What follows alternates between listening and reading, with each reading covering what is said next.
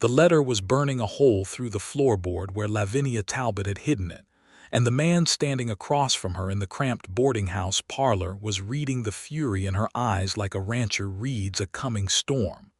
"You had no right," she said, and her voice was dangerously quiet, which was far worse than shouting. "You went through my trunk." Cornelius Fitch, her late father's business partner, and the man who had appointed himself her guardian the moment Dr. Edmund Talbot had drawn his last breath, did not have the decency to look ashamed.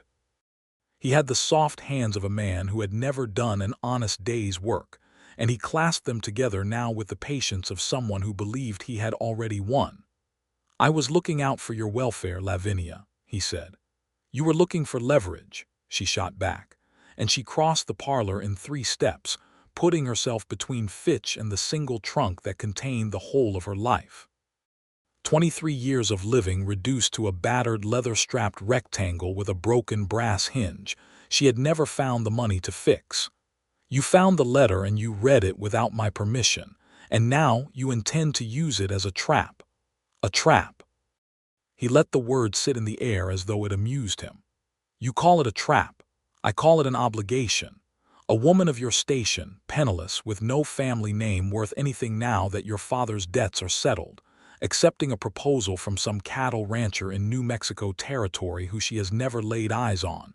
His name is Noah Malone," she said, and something happened in her chest when she said it, even though she had never met the man. Something fierce and protective. "And he wrote to me with more genuine respect in 3 paragraphs than you have shown me in 3 years. Fitch's expression shifted. The amusement drained out of it, replaced by something colder. "You will not go," he said.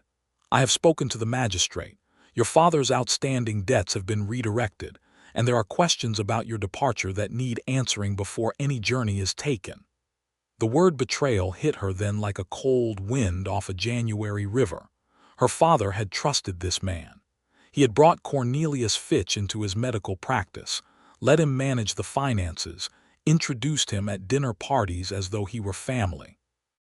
And Fitch had siphoned the accounts slowly, carefully, so that when Edmund Talbot died of a fever in the spring of 1883, what remained was not a comfortable inheritance, but a mountain of falsified debts that fell squarely on Lavinia's shoulders. She had discovered the truth 2 months ago, but she had no proof anyone would accept. She was a woman in Cincinnati with no husband, no brother, no father, and no legal standing to wage war against a man of Fitch's established reputation. She had 1 trunk and no prospects, until the letter arrived with a rancher's careful signature. It had come through a correspondence arrangement organized by a church widows' society, the kind of thing that proper women pretended to find distasteful while secretly reading every word of the advertisements. Lavinia had not pretended. She had been desperate, and desperation had made her honest. She had written to 3 men. One had never replied. One had written back something so crude she had burned the page. And then there was Noah Malone of Silo Rojo Ranch outside the town of Redemption, New Mexico territory, who had written 2 pages in a careful, deliberate hand that spoke of a man who chose his words the way a craftsman chooses his tools, with great consideration and no waste. He had written about the land first. He had written that anyone who came to live on it deserved to know what they were accepting. He described the high desert plateau, the way the sky went enormous and violet before a thunderstorm, the loneliness that was real and should not be minimized. He had written about his cattle operation, 300 head of longhorns, a small crew of reliable men, a house that was solid but plain. He had written that he was 31 years old, in good health, that he had been alone for 4 years since his wife had died of a difficult childbirth along with the child, and that he did not expect sentiment from a practical arrangement, only honesty and goodwill. That last line had been what undone her, not the sentiment he disclaimed, but the honesty he offered in its place. She had written back. He had replied.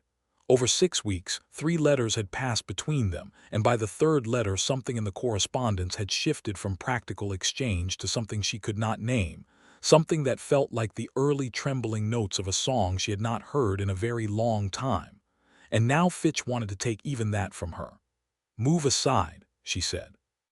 "Lavinia," I said. "Move aside, Cornelius." She lifted her chin and looked at him with the full force of every Talbot woman who had come before her, women who had survived wars and famines and crossing oceans in boats held together by prayer and pitch. "I am leaving on the morning stage. You have no legal authority over me. I am 23 years of age and unmarried, and therefore the only guardian of my own person. If you attempt to have me detained, I will take everything I know about your management of my father's accounts to every newspaper editor in this city, and while I may not have proof sufficient for a magistrate, I have enough detail to make your reputation a great deal more uncomfortable than mine." It was a bluff. Mostly, but she held his gaze and did not blink, and after a long moment, Cornelius Fitch stepped back from the doorway. She picked up her trunk herself. She carried it to the hall herself. She walked out of that boarding house in Cincinnati, Ohio on the 22nd of April, 1883, with $9.40, a return address in New Mexico Territory, and the singular, terrifying, exhilarating freedom of a woman who has decided that whatever lies ahead cannot possibly be worse than what she is leaving behind. The journey west took 11 days. The first leg was a rail connection from Cincinnati to St. Louis, where she had a 3-hour layover in a station that smelled of coal smoke and unwashed wool. She bought a bread roll and a cup of coffee and sat with her trunk between her feet and watched the great westward flow of humanity moving through that station. Families with children draped over luggage, men with the weathered faces of men who had already been somewhere hard and were going somewhere harder, a group of young women who might have been school teachers or might have been something else entirely and who Lavinia was too weary to judge. From St. Louis she took the Atchison, Topeka and Santa Fe Railway southwest through Kansas, and she sat in the passenger car and watched the landscape transform itself with the patient drama of a painting being slowly revealed. The Ohio Valley greenness softened and thinned. The trees grew smaller and farther apart, as though practicing for the great abstention that was coming. The sky grew larger. This was the thing no one had warned her about adequately. The sky in the west was not merely bigger. It was a fundamentally different category of sky, one that made the eastern sky look like a ceiling rather than the actual heavens. She pressed her forehead against the glass and felt something shift inside her, some tightly wound thing beginning, very carefully, to loosen. She thought about Noah Malone's letter. She had memorized certain phrases without trying to, the way you memorize a song you've heard only once but that settles into you regardless. He had written, "The land here requires something of you, and what it requires is not weakness, but a particular kind of stubbornness that is different from hardness. I hope you understand that distinction. I believe from your letters that you might." She had read that sentence 4 times before she understood why it moved her so completely. It was because he had seen something in her letters worth seeing. She was not accustomed to being seen. The train arrived in the territorial capital of Santa Fe on a Friday evening, and from there she hired a seat on a southbound stage that ran every other day toward the town of Redemption. The stagecoach was a Concord model, battered to the dignity of a long working life, pulled by 4 horses the color of autumn dust. The driver was a compact, leathery man named Archie who spoke perhaps 12 words in 2 days and managed to make all of them count. The other passenger was a Mexican merchant named Señor Vega, who was returning home with bolts of cloth and who, when Lavinia could not sleep the first night as the stage rolled through an empty darkness that seemed infinite, told her quietly and without condescension that the territory had a way of frightening newcomers first and then claiming them permanently, and that this was not a bad thing. She arrived in Redemption, New Mexico Territory on the 1st of May, 1883. The town was smaller than she had imagined and larger than she had hoped, which balanced out to something like adequate. There was a main street with a dry goods store, A blacksmith, a lawyer's office, a doctor's surgery, a saloon that appeared to be doing steady business at 10 in the morning, a church made of adobe with a wooden cross that had weathered to silver, and a hotel called the Copper Star that had 4 rooms and a porch that sagged on one side like a man who'd had too many years of hard work. She climbed down from the stage with her trunk and stood in the dust of the main street and looked around her, and a feeling came over her that was so compound and complicated she could not have named all its ingredients. There was fear in it. There was something that might have been wonder. There was the acute awareness of how very far she was from everything familiar, and underneath all of that, quieter but persistent, there was something that felt, absurdly, like relief. She had been told in Noah Malone's last letter that he would meet her at the stage stop. She looked up and down the street. There were perhaps a dozen people visible, going about the business of a Tuesday morning in a small territorial town. A woman sweeping a porch, a boy leading a mule. 2 men in conversation outside the dry goods store, one of whom was pointing at something in the middle distance with the particular authority of a man who owns things. And then he turned, and even at 50 yards across a dusty frontier street, even though she had no prior image to compare against, she knew immediately that this was Noah Malone. He was taller than she had pictured, broad through the shoulders in the way of a man who has earned that breadth through years of physical work rather than having been born to it. He wore a dark canvas work coat and a wide-brimmed hat the color of old leather, and he moved when he began to walk toward her with a quality she could only describe as deliberate, the same quality she had detected in his letters. Nothing wasted, everything considered. He stopped a few feet from her and took off his hat, and she saw his face properly for the first time. He was not conventionally handsome in the way of the heroes in the illustrated magazines she had read as a girl. His features were strong and somewhat weathered, a straight nose, a jaw that suggested stubbornness in the way she had come to associate with the landscape itself, dark eyes set under brows that gave him an expression of permanent, serious attention. There was a fine scar along his left cheekbone that he had never mentioned in his letters. "Miss Talbot," he said. His voice was exactly as she had somehow imagined it from his writing. Low, unhurried, careful. "Mr. Malone," she replied, and she was astonished to find that her own voice was completely steady. A beat of silence passed between them, and in that beat the entire impossible strangeness of the situation crystallized. 2 people who had spent weeks learning each other through ink and paper, now standing in the physical presence of a reality that was both utterly different from and strangely continuous with everything they had exchanged in those letters. "You made it," he said. "I did," she agreed. "I was not entirely certain I would." Something crossed his face that was not quite a smile but was in the vicinity. "Your trunk is the only luggage." "It is." He picked it up as though it weighed nothing, which she knew it did not. It was actually quite heavy, and this small act of matter-of-fact competence settled something in her that had been vibrating with anxiety since Cincinnati. He had arranged for her to stay at the Copper Star Hotel for 3 days before any decision about the marriage arrangement was finalized. This had been his suggestion, made in the most recent letter, and she had been grateful for it. She was not a woman who responded well to being rushed, and he had understood this from her letters without being told directly, which told her something significant about his quality of attention. He walked her to the hotel, set her trunk inside the door of the room the proprietress Mrs. Dollar's Oaks had prepared, and then turned to her with his hat still in his hands and said, "I thought, if you're not too tired from the journey, I could show you a little of the town this afternoon. Give you some sense of the place before tomorrow." She was, in fact, deeply tired.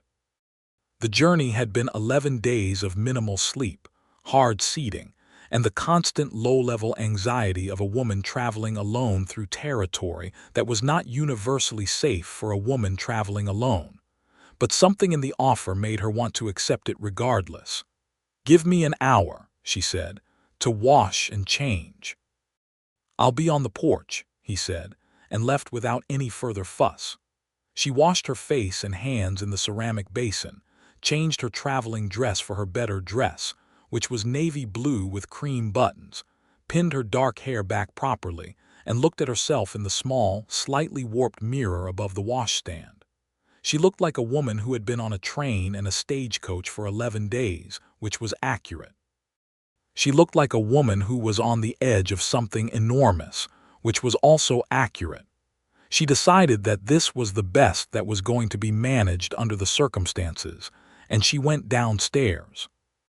He was indeed on the porch, sitting in one of the two chairs with his long legs stretched out and his hat back on, watching the street with the unhurried attentiveness of someone who finds the ordinary world genuinely interesting. He stood when she appeared. They walked together through redemption, and he told her things about the town without being didactic about it, the way a person speaks of a place they know well and genuinely care about.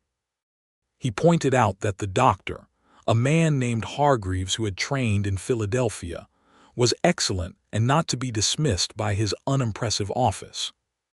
He showed her the church and mentioned, without editorializing, that the congregation was mixed, Anglo and Mexican, and one Navajo family whose patriarch had converted 20 years ago and whose wife made the best tortillas in the territory.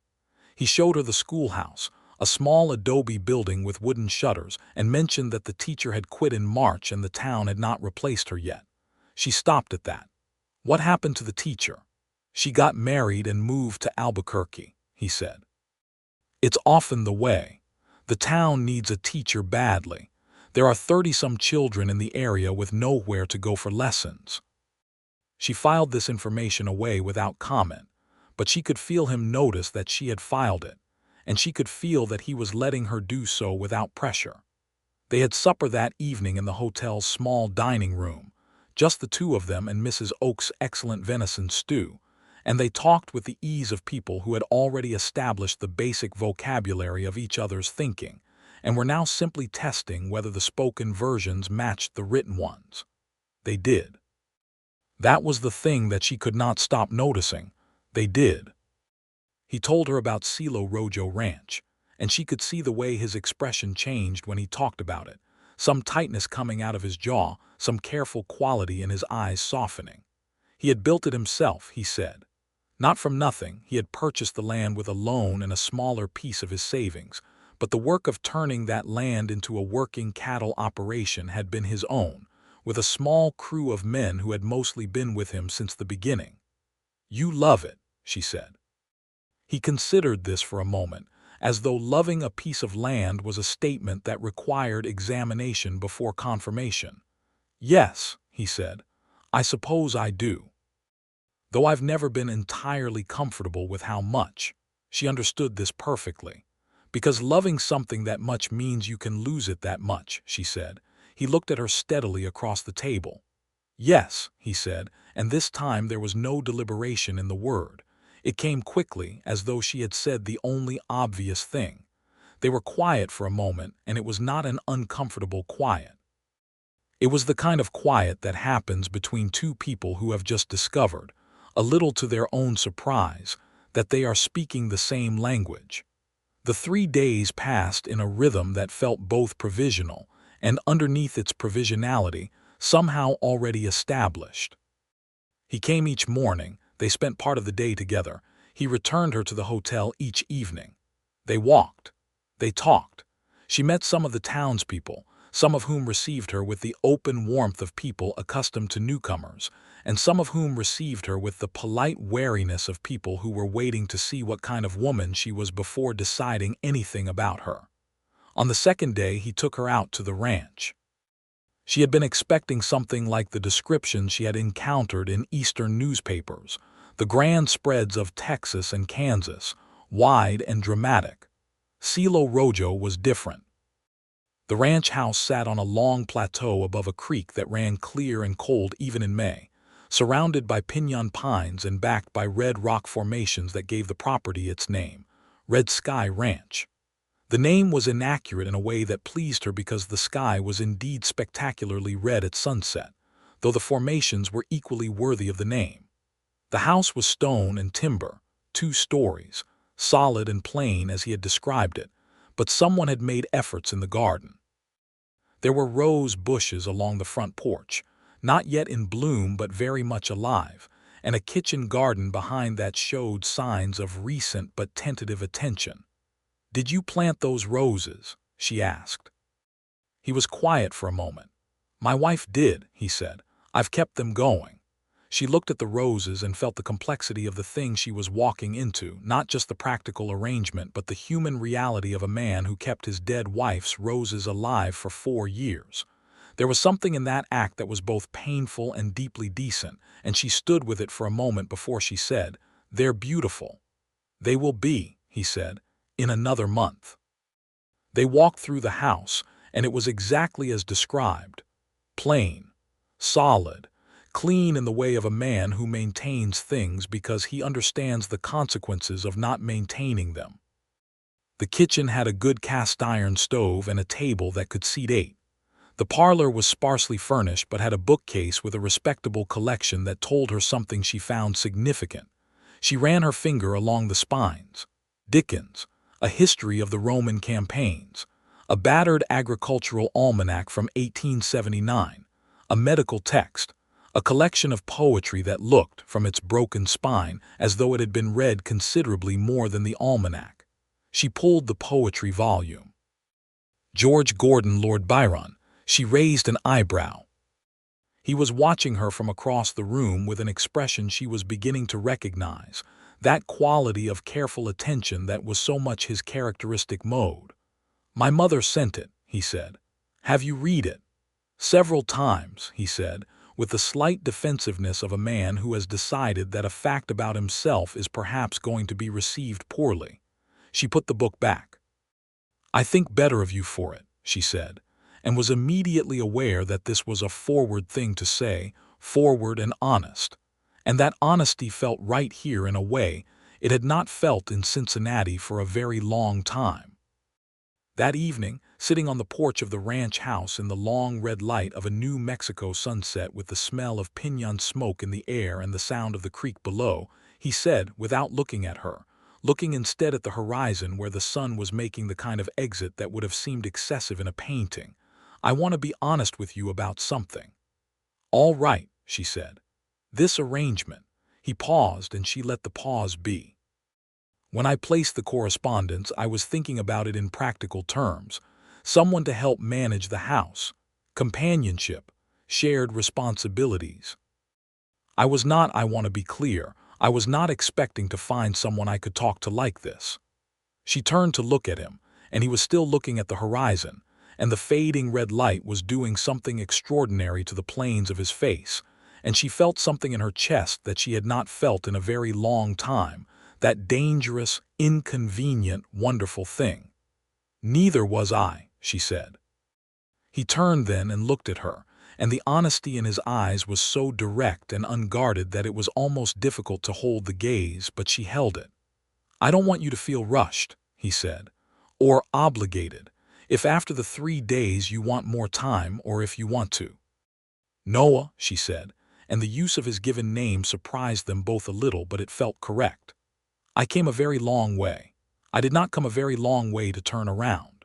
The silence after that was the kind of silence that means something has been decided, not loudly, not with ceremony, but irrevocably.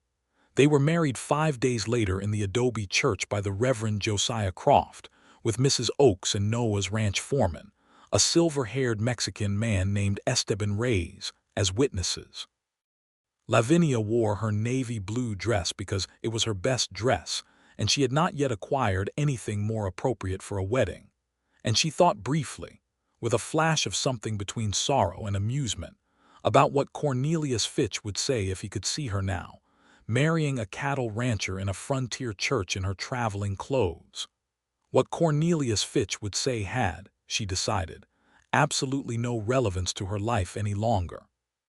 The ring Noah placed on her finger had been his mother's, a simple gold band with a small turquoise stone set in it that was not the fashion in Cincinnati but was, she thought, exactly right for this place, and this life and this person.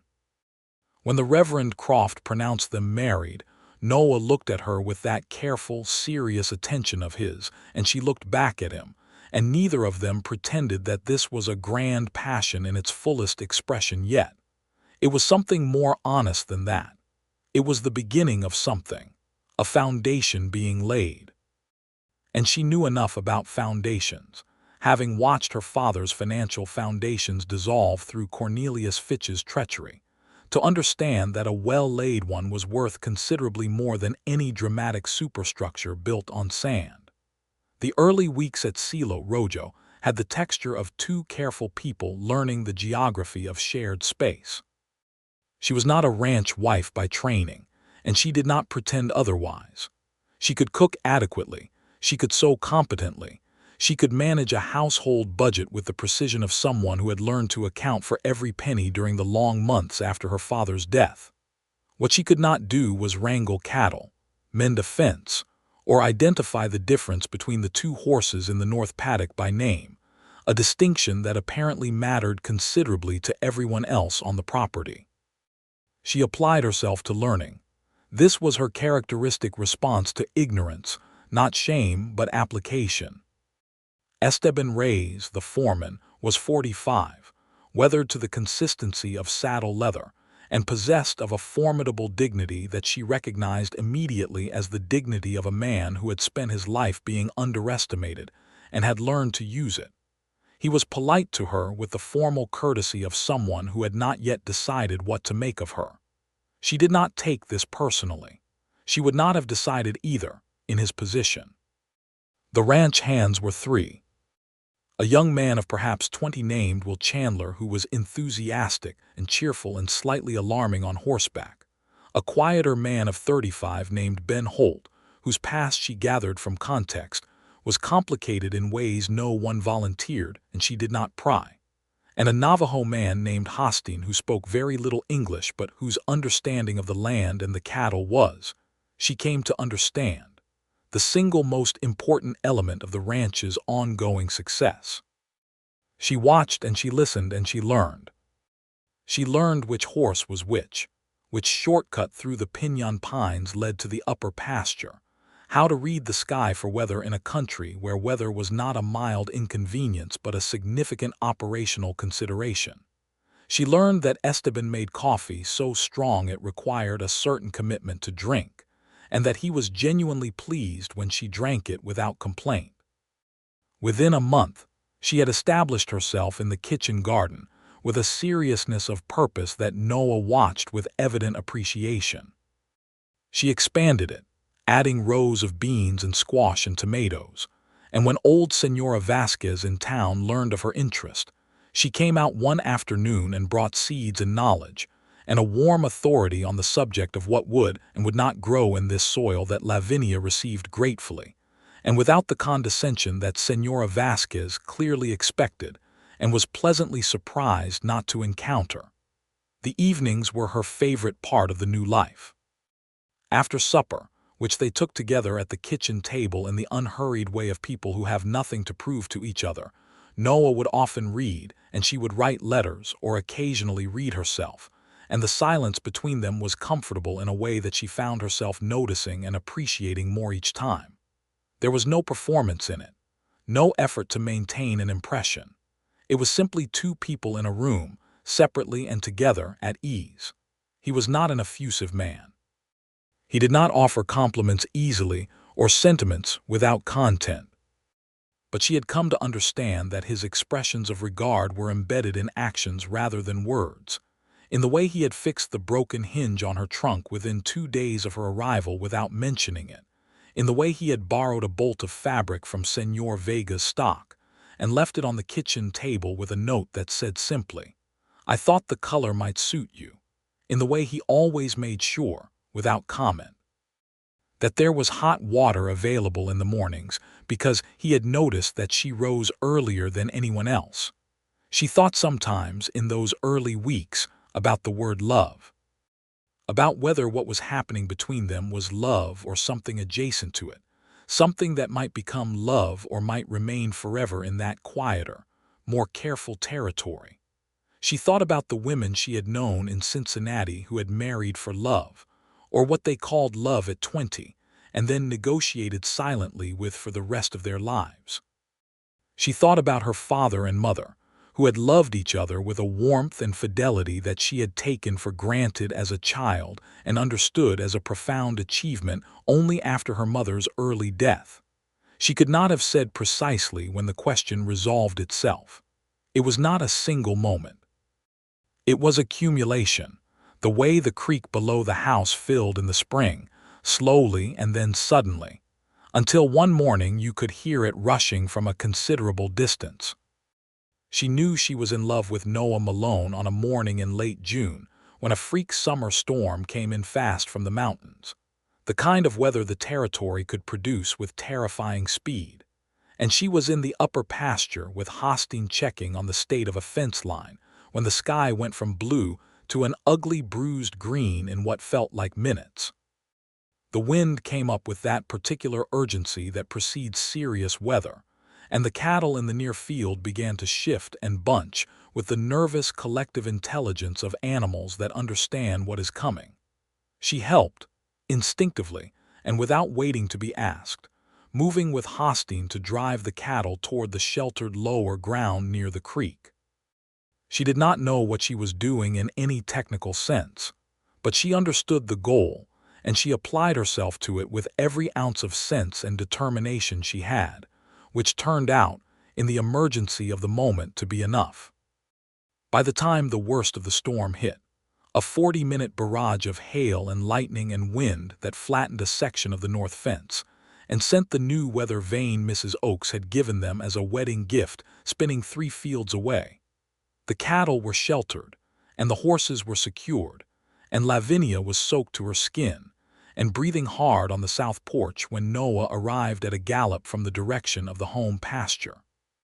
He swung off his horse before it had fully stopped, the way she had seen him do in moments of urgency, and covered the distance to the porch in a few strides, and his face when he reached her was doing something she had not seen it do before, an undone quality, as though whatever careful management he usually kept over his own expression had been disrupted. He stopped a foot from her and looked at her for a moment that felt longer than it was. "Are you all right?" he said, and the question carried more weight than the words. "I'm perfectly all right," she said.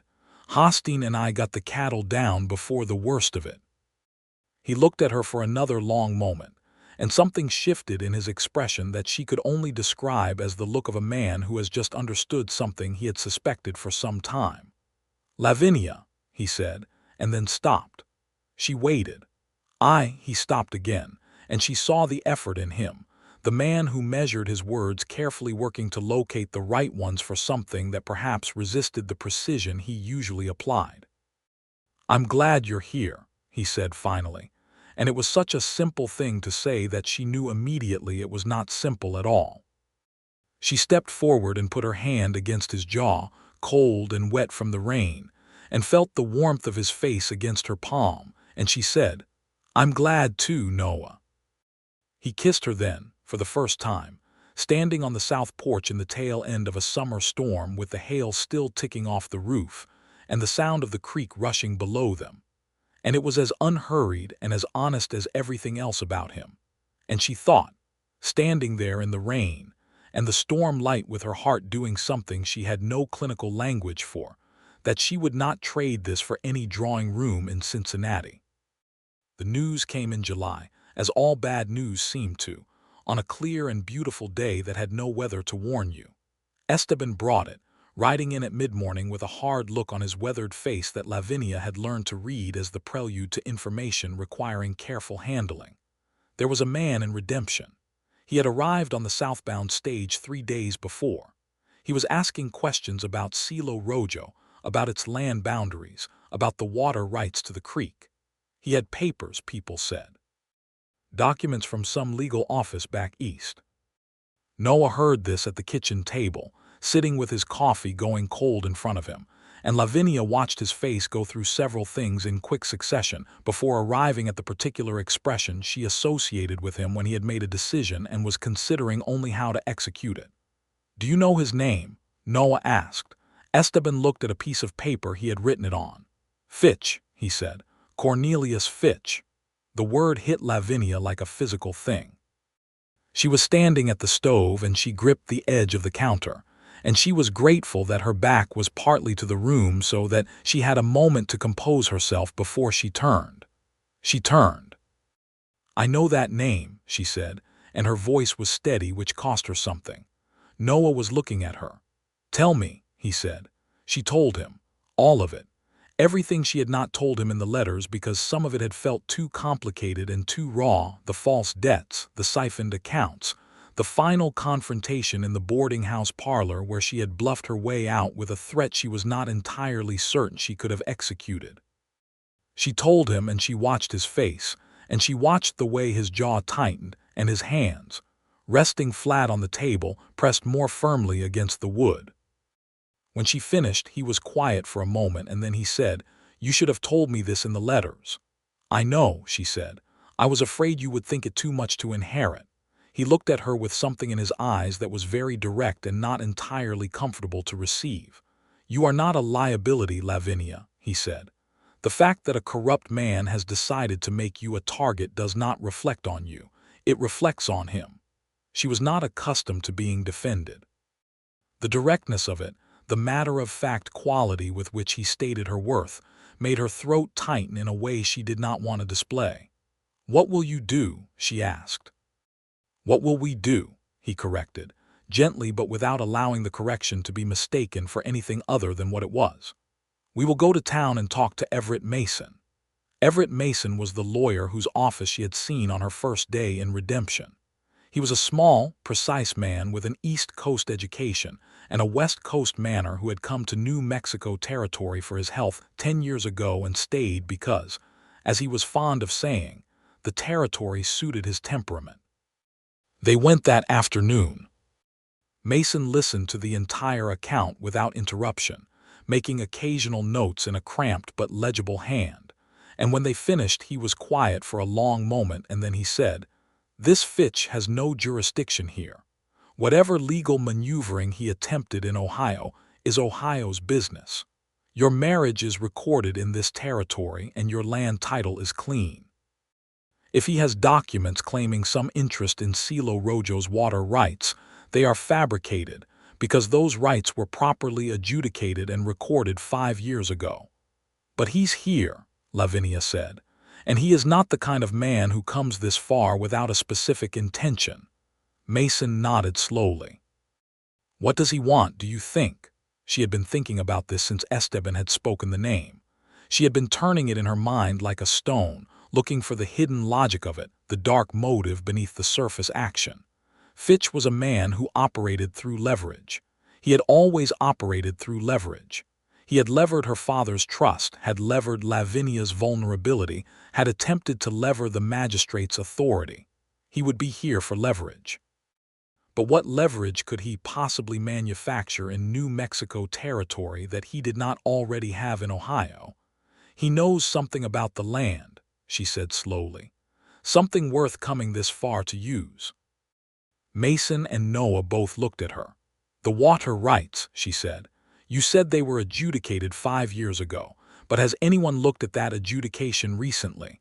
Has anyone checked whether all the relevant parties signed?" The silence that followed this question was the silence of a room in which an uncomfortable possibility has just been given a name. Mason went to his files. It took him 20 minutes. He came back with a document that he spread on the desk and they all leaned over, and Lavinia found the place she had suspected, a co-signatory line that should have carried the signature of the previous landowner, a man named Horace Gidding who had sold a corner parcel to Noah in 1879. And that line was signed, but the signature had, she could see it now that she was looking for it, been signed over a very faint erasure. "He has the original," she said. "Fitch has the original document." Which means either he purchased it from someone, or he fabricated access to it. And with the original, he can argue that the water adjudication was improperly concluded, which would throw the creek rights into dispute, which would make Silo Rojo's summer grazing impossible. Noah was very still beside her. "How do you know about land title adjudications?" he asked. "My father was a doctor, but my grandfather was a land surveyor," she said. "I grew up listening to him talk about title disputes, and Fitch spent 3 years managing a property practice. This is exactly the kind of mechanism he would understand and exploit." Mason straightened and looked at her with the expression of a man reassessing a prior assumption. "Mrs. Malone," he said, "you are extremely useful." "Yes," said Noah, and she glanced at him and found on his face an expression she had not seen before, something open and warm and proud in a way that made her want to look away and hold the look simultaneously. They dealt with Cornelius Fitch over the next 2 weeks in a manner that was legally methodical and emotionally satisfying. Mason identified the original Gidding title, tracked its provenance, and established through correspondence with the Territorial Land Office in Santa Fe that Fitch had attempted to register a competing claim using a document that bore internal inconsistencies consistent with alteration. This was not by itself sufficient for criminal action, but it was more than sufficient to invalidate the claim entirely. But Lavinia was not satisfied with invalidation. She had made a threat to Fitch in Cincinnati that she had never been in a position to execute. She was in a different position now. She wrote a letter. She wrote it herself, at the kitchen table on a Tuesday night while Noah sat across from her reading his Dickens, and the oil lamp made a warm circle of light between them. She wrote to the editor of the Cincinnati Daily Gazette, a newspaper she had read for her entire childhood, and she wrote a detailed account of Cornelius Fitch's management of Dr. Edmund Talbot's accounts, with specific dates, specific amounts, and specific mechanisms that she had reconstructed from memory and from the letters she had saved. She wrote that she was not in a position to offer these allegations as legally proven fact, but that she believed the public interest was served by an informed readership. She sealed the letter and put it with the outgoing mail. She told Noah what she had done. He listened with that careful attention of his, and when she finished, he said, "Good. Just that good." And then he went back to his book, and she looked at him across the lamplit table and felt something so full and complex that it took her a moment to identify it as happiness. Fitch left Redemption on the next northbound stage, 5 days after Mason's legal response reached him through official channels. He did not speak to either of them before he left. He did not need to. The nature of his departure spoke with sufficient clarity.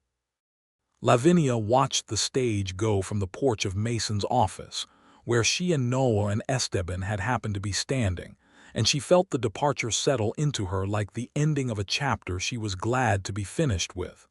Not triumphant, just finished. Noah's hand found hers and held it, and she held back. The summer deepened, and Silo Rojo fell into the rhythms of the season.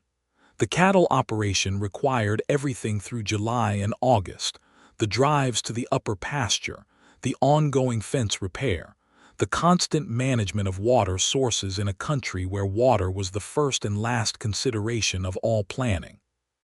Lavinia moved through this rhythm now as a participant rather than an observer, which was a shift that had happened gradually and then suddenly, like the creek in spring. She had taken on the school teaching.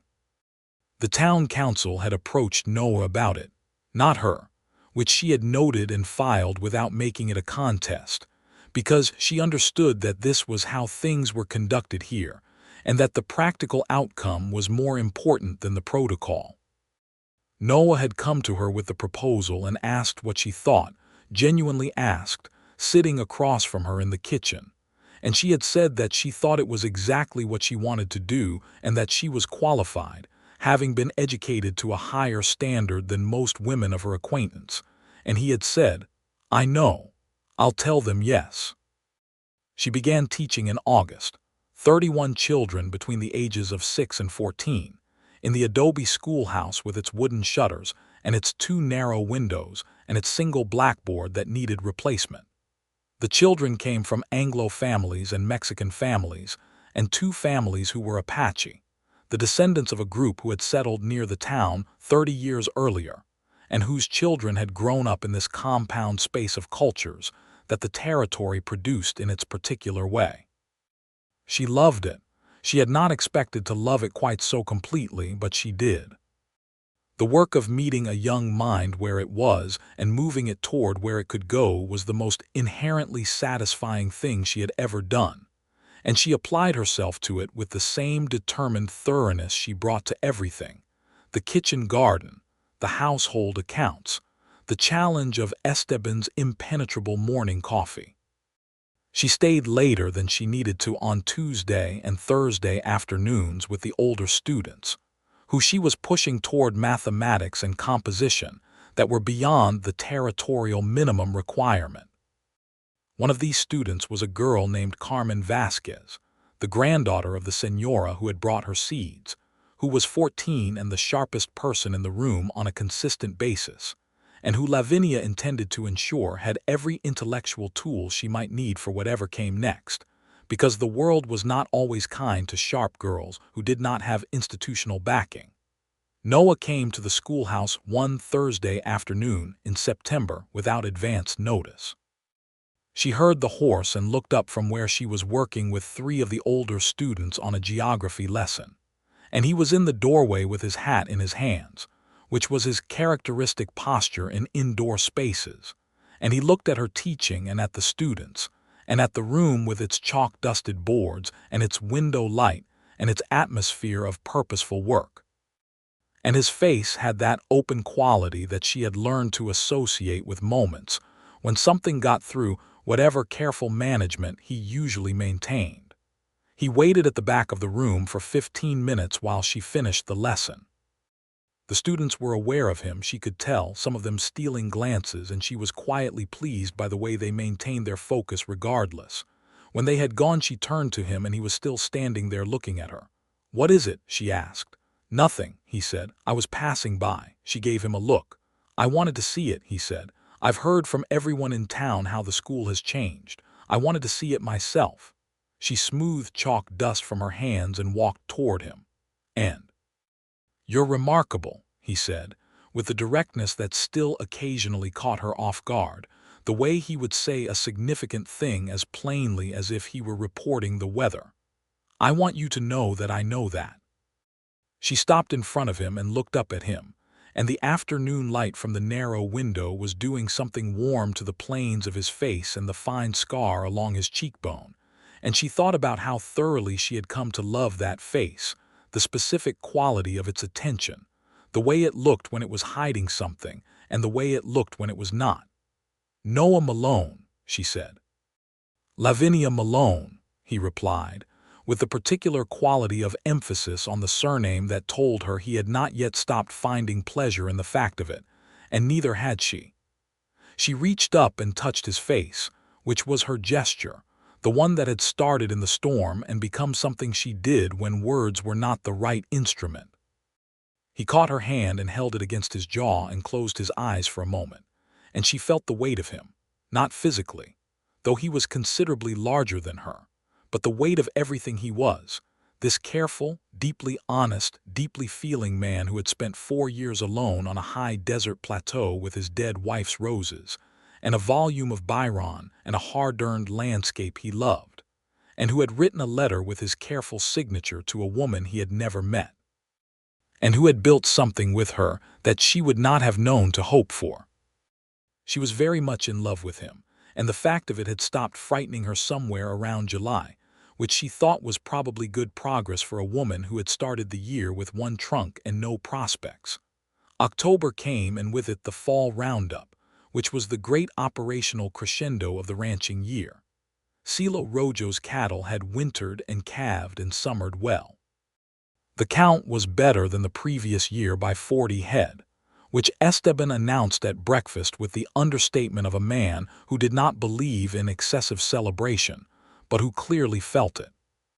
Will Chandler, who did believe in excessive celebration, let out a whoop that startled the horses in the near paddock, and earned a look from Esteban that would have stripped paint. Lavinia made a large dinner for all of them that evening, all 5 ranch hands around the kitchen table, which had been designed for exactly this purpose, and had clearly not seen it often enough. She made the venison stew that she had learned from Mrs. Oak's recipe, and corn bread, and a dried apple pie that she was immoderately proud of. And they ate with the expansive appetite of men who had spent 10 days on horseback in increasingly cold mountain weather. Hosteen, who rarely spoke at the table, said something in Navajo after the pie that Esteban translated as, "He says this is very good and that you must have learned from someone sensible." "Señora Vasquez," Lavinia said. Hosteen nodded, satisfied, as though this confirmed a theory. Noah caught her eye across the table, and she saw the happiness in his face as plainly as she had ever seen anything. A man in the full company of the life he had built, and she felt it reflected in herself, this particular rightness of the present moment. And she thought that this was what prosperity actually meant, not Cornelius Fitch's ledger books, but this table and this food and these people and this man across from her who was looking at her as though she were the most sensible thing that had ever happened to him. The cold arrived in earnest in November. New Mexico Territory winters were not what Ohio winters were. The territory did not produce the gray, heavy snowbound months of the Midwest. But the desert cold was something else entirely. A sharp, penetrating clarity of temperature that came with absolutely clear skies and the particular silence of a landscape that had retired for the season. She discovered that she preferred this winter to any she had previously known. There was something clarifying about it, something that stripped away the unnecessary and left only what was essential, which suited her considerably. She and Noah spent the longer evenings more often in the parlor, the room she had claimed quietly as the warmest in the house, not because of its fireplace, though it had one, but because of its bookshelves and its large rag rug, and the 2 chairs she had positioned near the window where the afternoon light was best. She had added to the bookshelves since her arrival a collection of natural sciences, 2 new works of fiction from the dry goods store's small book section, a comprehensive atlas of the territories and states that she had ordered through Mason's office from Santa Fe. Noah had added to them too.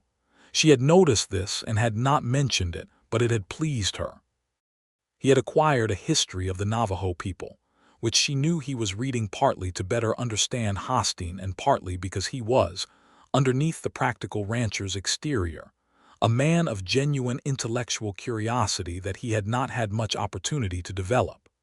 She was reading that book herself, one evening in late November, when he came in from checking the horses and sat across from her and watched her read for a moment and then said, "I need to tell you something." She looked up. He had his hands loosely clasped between his knees, which was his posture when he was working towards something he found difficult to say. She had learned to wait in this posture, to give him the space of it without filling it with her own words. "I wasn't entirely sure when I placed the correspondence," he said slowly, "that I was doing it for the right reasons. I was lonely, obviously, that's what I told myself. And the ranch needs a woman makes a ranch work differently. Better, that's a practical truth." He paused. "But I think looking back, I think I was also afraid that if I waited much longer to try again, I'd stop being able to let someone in. I'd closed up a great deal after Sarah." Sarah was the name he had not mentioned often. She received it carefully. "I think I had a dark period," he continued, "where I wasn't certain I wanted to come back from it, and I did come back, but I wasn't sure what I'd come back as, whether there was still enough of me, enough of the part that could care about something beyond the work." He stopped and she let the stop be. "I want you to know," he said, "that there is enough, more than enough, and I know that because of you specifically.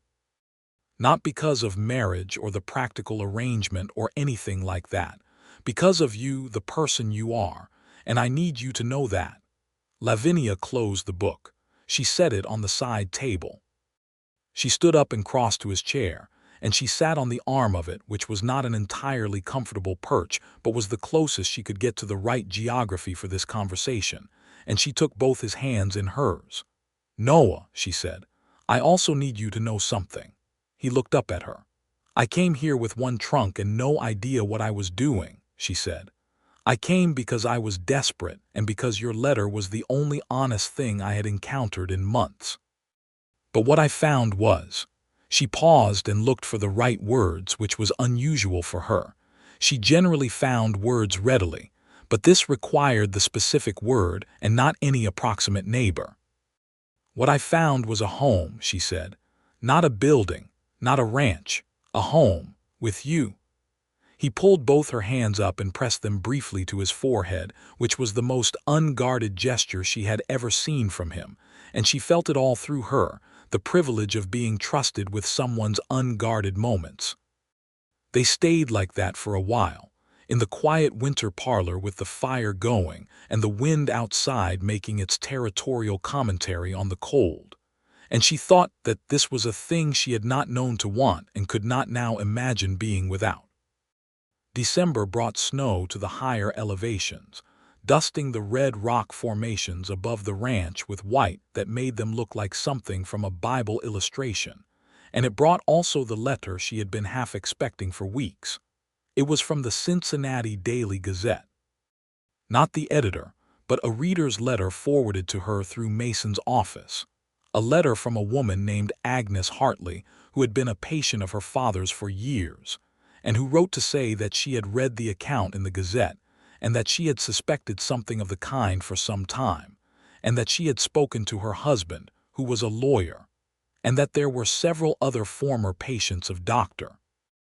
Edmund Talbot who had similar concerns about the management of accounts during the final years of the practice. It was not a legal resolution. It was not justice in any complete sense. But it was a beginning of accountability, and she sat with the letter for a long time at the kitchen table and felt her father's memory close around her like an embrace. She told Noah that evening, and he sat across from her and listened with all his characteristic attention, and when she finished he said, "Your father would be proud of you." She had not been expecting that particular sentence.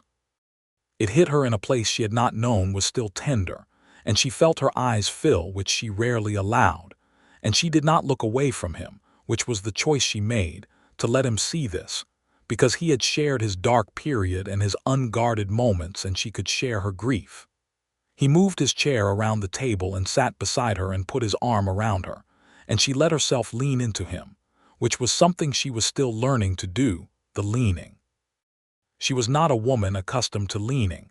Christmas came quietly and beautifully. Mrs.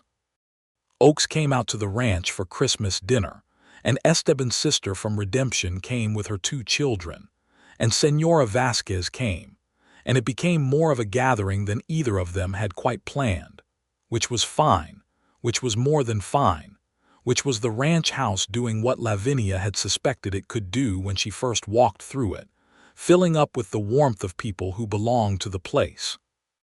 Hosteen brought a gift, a woven blanket in the traditional Navajo pattern of reds and browns and cream, which he presented to both of them with the formal solemnity of a man observing a significant custom.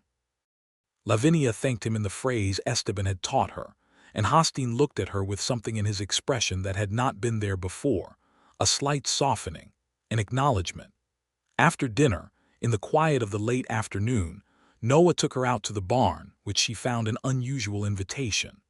The barn smelled of hay and horses and the particular resinous warmth of animals sheltered from cold, and in the corner stall there was a small chestnut mare that had not been there before. "She's yours," he said, "if you want her." Lavinia looked at the mare, who looked back at her with intelligent dark eyes. "I don't know how to ride properly," Lavinia said. "I know," he said. "I'll teach you." She reached out and let the mare smell her hand, and the mare huffed a warm breath against her fingers and seemed to make a decision. "All right," Lavinia said. He taught her to ride over the winter, in the cold, clear mornings when the ground was hard and the air had that crystalline quality that made everything sharper. She was a determined and somewhat fearless student, which he told her, with his characteristic dry specificity, was both her greatest asset and her most significant liability in the learning process. She called the mare Cinder. By January she could ride the property alone, and by February she was going out with Noah on the morning checks, the slow circuits of the ranch that he did every day regardless of weather, checking fence lines and water sources, and the state of the herd with the patient thoroughness of a man who understands that a ranch is a thing that requires constant attention. She loved these mornings. The way the cold air sat on her face, and the horse moved under her with a rhythmic warmth, and Noah rode beside her on his gray gelding, Prospect, close enough that they could talk or not talk as the morning required. The way the territory opened itself up at this hour, the light coming long and gold from the east across the plateau, the piñon pines casting complicated shadows, the red formations catching the early sun and going colors she had no proper names for. She talked to him on these mornings about things she did not talk about at other times, the way a conversation in the open air permitted a different kind of honesty. She told him about her childhood in her grandfather's house before her father had established his practice, the particular smell of the survey office where she had spent afternoons reading while her grandfather worked. She told him about her mother, who had died of a fever when Lavinia was 14, and the way that grief had shaped everything after it. She told him about the 2 years after her father's death when she had been scraping by in the boarding house in Cincinnati, tutoring other people's children to pay her room and board, watching Fitch dismantle everything her family had built, while she lacked the legal standing to stop him. He listened, as he always did, with that quality of attention that made her feel she was being heard by someone for whom hearing was an active practice. He told her things, too, on these mornings. He told her about coming west at 23 with money borrowed from his father and a stubbornness that was at least half recklessness. He told her about the early years of the ranch, when he had been genuinely uncertain whether it would survive, when there had been a drought, and then a disease among the cattle, and then a winter that tested everything. He told her about meeting Sarah, a schoolteacher from Albuquerque who had come through redemption on her way somewhere else, and somehow never continued the journey. He spoke about her with the careful respect of a man who has grieved properly and thoroughly and arrived at a place of peace, and Lavinia heard this and understood it and did not try to compete with or replace it. She would have liked you, he said, on a February morning when they were stopped at the top of the plateau ridge looking down at the ranch below, the creek shining in the early light. She appreciated people who were direct and did not waste time. High praise, Lavinia said. It is, he agreed seriously, and she felt the warmth of it.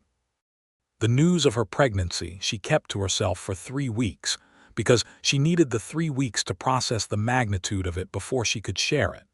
She told Noah on a Sunday morning in March, sitting on the south porch where they had kissed for the first time in the summer storm, the roses beginning to show new green growth from the canes that he had kept alive for 4 years. She had planned to say it simply and directly, which was her way, but when she actually said the words, something went sideways in her voice, some quaver that she had not authorized, and she sat very still afterwards waiting for his response. He looked at her for a long moment, and she watched his face move through several things. Surprise first, though she thought perhaps a portion of the surprise was performed for her benefit because he was a perceptive man, and then something that was not quite relief but was in its family, and then something very warm and very certain that she could not name but that settled into her bones. He reached over and took her hand and held it in both of his, the way he had done that afternoon with Fitch in the dust of the street, claiming her by proximity and warmth rather than words. "Are you well?" he asked. "Are you feeling well?" She was. She told him so.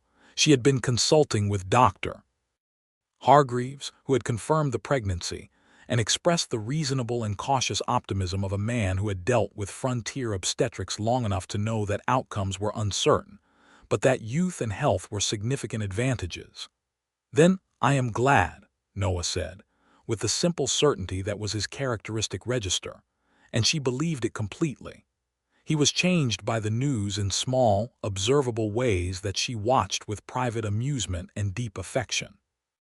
He worried she could see it in the extra attentiveness, the way he watched her on horseback and asked, with elaborately casual tone, how she was feeling at various points of the day. She rode Cinder at a gentler pace and told him honestly when she needed to rest, which he received with visible relief. He also began, without announcement, to modify the house. The room next to theirs, which had been used for storage, was gradually cleared and cleaned, and fitted with a small iron bed that he had ordered from Santa Fe, and a chair for the nursing hours, and a window that he had glazed himself to keep out the night cold. She found him in there one evening in late March, sanding a small chest of drawers he had been building in the barn, and she stood in the doorway and watched him work, and felt the love for him so completely that it was almost physical. He looked up and saw her, and he was slightly embarrassed in the way of a man who has been caught in the middle of a tender act, which she found so endearing that she had to work to keep the smile contained. "It needs another coat of oil," he said, about the chest of drawers. "It's beautiful," she said. "It's functional," he said. "Those are not mutually exclusive," she said, which was a sentence she could have equally applied to the man saying it. Spring came with a lavishness that felt personal, as though the territory were making an argument for itself. The roses her husband had tended for 4 years came into bloom in the last week of April, and they were extraordinary, deep red and fragrant in the way of old rose varieties, climbing the porch rails and spilling over the edge of the roofline in a riot of color that made the whole front of the house something from a painting. She stood at the edge of the porch in the warm morning and looked at them, and Noah came up behind her with 2 cups of coffee, which was their morning ritual, and he stood beside her looking at the roses. "They've never bloomed like this," he said. "They know they're appreciated," she said, which was sentimental, and she did not entirely retract it. He put his arm around her and they stood in the rose-scented morning, and she thought about the letter. She thought about it often, still. She thought about the morning she had found it in the stack of mail at the boarding house, after the Widows' Society forwarded it from their collection address, a plain envelope addressed in a hand that was careful and deliberate and somehow distinct even in an envelope address. She had opened it not knowing what she was opening, or rather knowing what category of thing it was, but not knowing that this particular letter would be the thing that changed everything. She had written back sitting at the boarding house desk with Fitch's shadow already over her future, not knowing what she was beginning. He had written back. They had exchanged words across 1,200 miles of territory and time, and the words had been honest, and honesty had been the foundation of something she could not have imagined. She had 1 trunk and no prospects. She had now a home and a husband and a kitchen garden and 31 students, and a chestnut mare named Cinder, and a rose-covered porch, and a husband who had kept roses alive for 4 years out of a grief-adjacent faithfulness that told you everything you needed to know about his character. And she was expecting the baby in July, and she was, in every sense that mattered and several she could not have articulated, exactly where she was supposed to be. Esteban noticed her condition in April with the tactful indirection of a man who had decided that this was information to be absorbed rather than remarked upon, and signaled his awareness only by a slight increase in the attentiveness he had been gradually showing since February, checking without comment that she had everything she needed when she was in the yard, adjusting the stirrup height on Cinder one morning with the offhand manner of someone doing routine maintenance rather than pregnancy accommodation. Will Chandler, when he was told, let out another of his characteristic whoops, which startled the same paddock of horses and earned the same look from Esteban. Ben Holt shook Noah's hand with the quiet firmness of a man who has known loss and understands what a new life means, and shook Lavinia's hand too, which no one had done since she arrived, and she appreciated it. Hosteen brought another blanket. It was smaller, in the same pattern as the Christmas blanket, cream and red and brown, sized for a child. Lavinia taught through May and into June, when the heat made the schoolhouse difficult, and she closed it with the understanding that it would reopen in September. Carmen Vasquez, who was 15 now and had been working through mathematics at a level 3 years ahead of the territorial standard, helped her carry the books to storage on the last day of the school year and then stood in the schoolhouse door and said, "Mrs. Malone, I want to be a teacher." Lavinia looked at her for a moment. "Good," she said. "Then we need to discuss how to make that possible." And they sat on the schoolhouse steps in the June morning and talked seriously about what that would require: the normal school in Albuquerque, the cost of it, the possible availability of assistance from the church and the Territorial Education Board. And by the time they parted, Lavinia had several letters to write, and Carmen had the settled expression of a girl who has been told that her ambition is reasonable and who intends to act on it. This was the work that mattered, she thought, riding Cinder home in the afternoon heat. Not the grand gestures. The steady application of one's capabilities to the specific needs of the specific people in one's specific place. This was what her father had done with medicine, and what Noah did with the land, and what she intended to do for as long as she had the capacity. The baby came in July, as expected, on a Tuesday morning after a night of labor that Dr. Hargreaves attended with his Philadelphia-trained competence and his Western-developed pragmatism. Noah was not in the room. The conventions of the time placed him on the porch outside with Esteban, and she could hear, during the quieter intervals, the two of them speaking in low voices, which she found comforting in a way she could not have explained. It was a boy. She heard him cry, that first extraordinary cry of a new life announcing itself to the air, and something happened in her chest that was unlike anything she had previously experienced. A love of a completely different quality than any love she had known, immediate and total, and very slightly terrifying in its completeness. Noah was brought in, and he came to her bedside and looked at the child, and she watched his face do something she had never seen it do, that particular undone quality at a magnitude she had not previously witnessed, and his eyes were bright in a way that he did not try to manage, and she loved him with an intensity that was almost a physical thing. "He is perfect," Noah said, which was objectively partial and entirely accurate. They named him Edmund for her father, with the middle name James for Noah's father, and they called him Edmund because it suited him, which they knew from the beginning, with the sureness that parents know such things. Esteban, when informed of the name, was quiet for a moment, and then nodded with the manner of a man who has received information that satisfies him. Well, Chandler whooped. The horses had been moved to the far paddock in anticipation.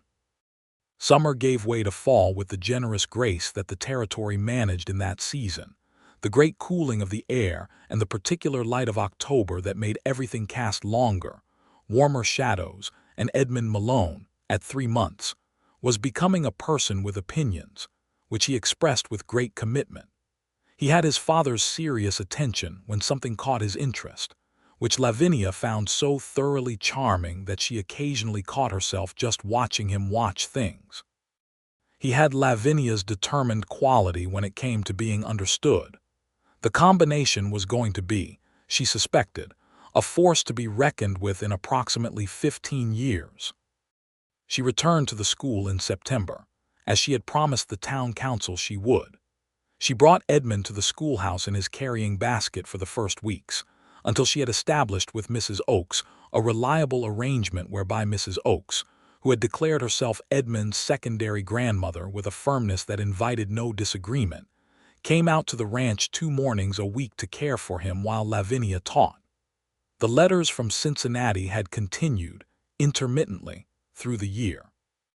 Agnes Hartley's husband had begun a formal investigation into Fitch's management of several accounts.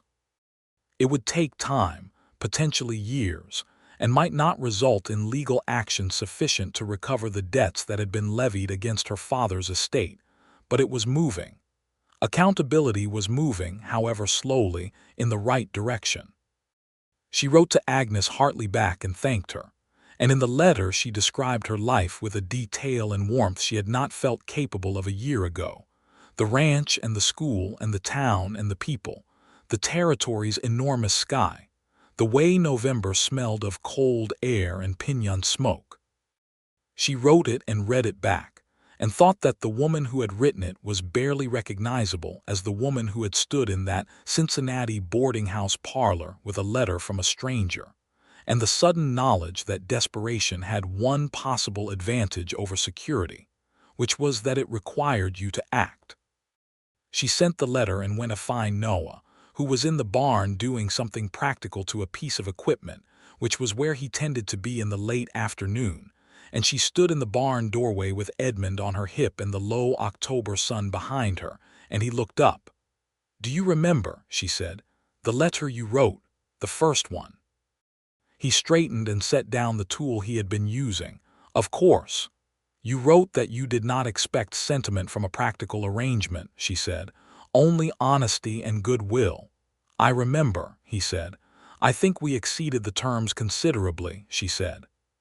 He walked toward her across the barn, and he took Edmund from her hip with the easy competence he had developed as a father, which was one of the most appealing things she had ever witnessed. And Edmund settled against his father's shoulder with the absolute trust of a small person who knows he is held correctly, and Noah put his free arm around her. "Yes," he said, "we did." She leaned into him, which she had learned to do, which was no longer difficult, and Edmund patted the air with his small, decisive hand as though making a point about something. And the late sun came through the barn door and lay warm and golden on all three of them. Silo Rojo Ranch in the fall of 1884 was a good place. More than good. It was the kind of place that had been shaped by the particular combination of people who inhabited it, the foreman who had kept faith for years, the hands who were loyal in the specific and unglamorous way of people who do real work in hard country, the town beyond the plateau ridge with its church, and its schoolhouse, and its complicated, human, ongoing negotiation of what it meant to live in a territory that was itself still becoming. And at the center of it all a man and a woman who had found each other through ink and paper, and the remarkable decision of two careful people to risk the thing they most feared losing. 2 years after the morning she had arrived at the stage stop with her single trunk, Lavinia stood on the south porch of the ranch house in the October evening, the roses cut back for winter but the canes strong and healthy with the promise of the season ahead, Edmund asleep inside in the room his father had built for him, the creek below audible in the quiet, and Noah's arm around her shoulder in the dark. The sky above the New Mexico Territory Plateau was doing what it did, that enormous, inexhaustible display of stars that she had never entirely gotten used to, which she was glad of, because it meant she still looked up. "What are you thinking?" Noah asked. She considered this question honestly, which was the only way she ever answered him. "I'm thinking," she said, "that I would like Edmund to have a sister, eventually." She felt him smile rather than saw it, the shift in the warmth against her side. "Eventually," he agreed. "And," she said, "I'm thinking that I have written to the normal school in Albuquerque about Carmen Vasquez, and that if they accept her, someone will have to teach the older students while she trains, and I've been considering whether to approach the territorial board about funding a permanent second teaching position." "Is there anything," he asked, with enormous fondness, "that you are not planning?" "I'm not planning anything," she said serenely. "I'm simply noticing what needs doing." He pulled her closer and she went, and they stood in the October dark under the extraordinary stars of the high desert with everything they had built between them and ahead of them, the sordid and the unsorted, the resolved and the still becoming, and none of it was simple, and all of it was exactly as it should be. The letter with Noah Malone's careful signature had been the beginning of something she could not have imagined from that boarding house parlor in the spring.